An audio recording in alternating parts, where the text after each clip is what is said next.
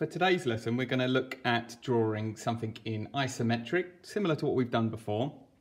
But I've picked an item that has slight unusual curves. So whereas before we've looked at drawing something that is a box, a rectangular crate, or we've looked at drawing like a cereal box, or in past lessons we've looked at drawing like a box like so, we are going to have a look at putting curves on. Now curves are quite tricky for isometric, so if you break it down into smaller sections it makes it easier. I've pre-drawn a lot of my steps just to save time, but I'm going to talk through as if I was drawing this bottle, and I just selected this bottle at random really because it was, you know, it had the slight curvature. You could select something like a ketchup bottle or a mayonnaise bottle, as long as it has a shape like this, okay? So, just to recap, we are going to be doing isometric, so my rules are I always start with a tick, then I move on to a crowfoot, a garden fork, and then finally finish your crate off. And I'm going to keep saying it, these lines need to be parallel, okay? So this one, this one, this one, all parallel, this one, this one, this one, all parallel, and of course, don't forget these ones, these are parallel. Otherwise, as I've said before, you end up like this with like a pyramid item. So the way I look at items in isometric is I try and think, what would that look like if you were to fit it into a box? Okay, so let's put this here. So to save time, I've drawn this out already, but effectively I'm doing the same thing. I'm starting with a tick. I'm doing my crow's foot. Now remember, this is quite a tall item. So if we're looking at it from the side, and I'm going to be drawing it as if I'm looking at this angle, a tick like this, the crow's foot like that, the garden fork, and then finally finish the top part off. So I'm just looking at it as if it is in a crate first of all. You will rub these lines out afterwards. Okay, now what then I would plan out, I think, okay, well, I'd have to think that this is a circular item at the bottom. If I take that off, we can see that. And this is almost rectangular. That's why I've selected it. It's almost rectangular, but with maybe slight imperfections or slight, you know, contours, should I say. So imagine I'm looking at it from this angle. How high up this box would this go, okay? Now, you could measure it and kind of scale it up. I'm going to do it by eye, and I'm going to say it's probably around there, okay? So that part there, let's say, is around there. So I'm going to look at that measurement. I'm going to say, okay, well, it has to be the same here. And it has to be the same here. So this isn't getting wider. This isn't getting bigger on one side and smaller on the other. It's uniform, isn't it? So if I look at it, that is two straight lines, they are parallel, which means the curve would always be the same there and would always be the same here. Okay, so I'd plan that out.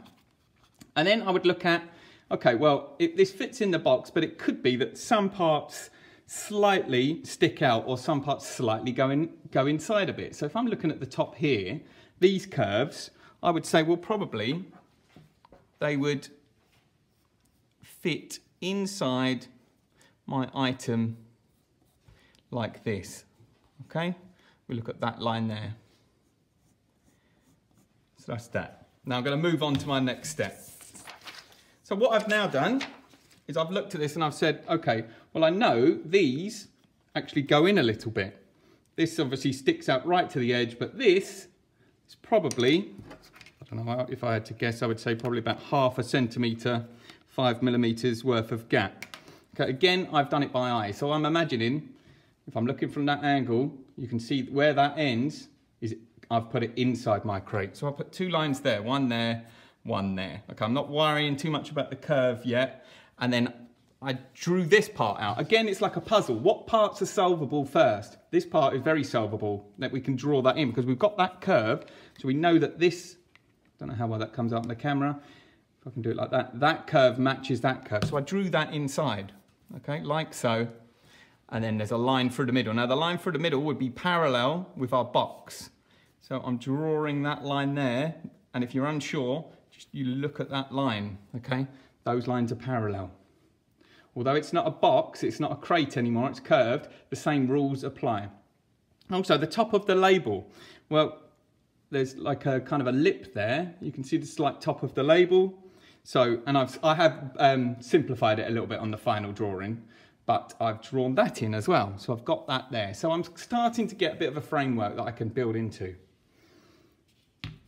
So, next step, I looked at this curve here. Now, what I tried to do, I tried to imagine that, okay, can I wrap that curve around, similar to what we've done before? And I thought to myself, well, it probably sticks out a little bit. So I looked at the middle point, and again, by eye, I put a line like that, and I put another line like that. So I matched this curve, and I tried just to get to that point there, because I know that's the bottom, that's that section there. Okay, and then, remember, I'm not going to there, I'm going to there. So I'm trying to match that curve. And of course, I've got another curve to put in here. So I've already done that. So again, that curvature, this one, and this one should be the same. It doesn't get any less of a curve at the top here. If we look at it side on, it's a smooth curve throughout, isn't it? And again, you've got another line here where you open the bottle up and close it. So I've put that third line in. And again, if you're unsure, you can measure that distance. You can look at that distance. You can look at that distance. And it should be the same. It shouldn't be that this line starts going up here, or this line comes down like that. Again, and it might not be 100%, I'm doing it by eye. That measurement there should be the same as that one there. So if you're unsure, get your ruler and you can say, okay, that is 25 millimeters, and I look on this side, that's actually about 27. So even I've done that a little bit wrong, but that's fine, okay? I'm doing it by eye. So I've got my curvature in, okay?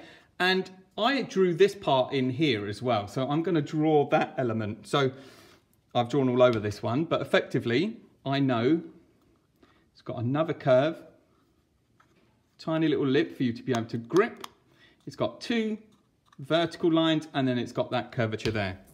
So I've drawn that in, and then I've had a go at doing this angle. So I'm going to do that very quickly, like so, like so. I did a curve like this. I'm doing it by eye, looking at the bottle in front of me, and then I did something like that. And I had a go at looking at this angle. Okay, now in past videos, I've said I put little points. That helps me out. So I'm thinking, okay, well, that part there where it dips in, it's about here, isn't it? Okay, roughly. So you know that this is more or less a straight line until that point. So we can draw that. We can go around like this. I've drawn that very quickly. This is it finished. Move that out of the way. That's it finished, okay? So let's see if that lines up. Probably a little bit out. I'm a perfectionist, I always notice mistakes, but it's not bad, okay? Now, the tricky part is you have to match this line to this line. Now remember, the same rules apply, so where that curve dips in, it's gonna dip in over here as well, okay? It's not gonna be up here, it's gonna be down here, so if you follow that line, if I try and hold it that angle, that dip there and that dip there, and then it comes back up again. So you can imagine almost just like your crate, actually it's a bit lower, something like that. So you imagine that would dip in around there, and this would dip in somewhere around here. So I've drawn 3 lines in to help me out, okay? So I've got one at the very peak, I've got one where it's the most inward, and then when it bounces back out again. So you can see that. So I've drawn those lines. They're only going to be temporary. I'm going to rub them out. I've drawn those lines. So at the same time, I know, okay, well, that gets to about there. Then it starts going in. If you can imagine here to here, that gap should be about the same as that gap. Okay, here and here. And again, that comes back out again. Now, actually, this comes out a little bit further, doesn't it? So that's that. So I'm going to have a go at doing this again. So what do I know? Well, I know, obviously, that has to dip in again. So let's put that curve in first of all. We know this part is straight.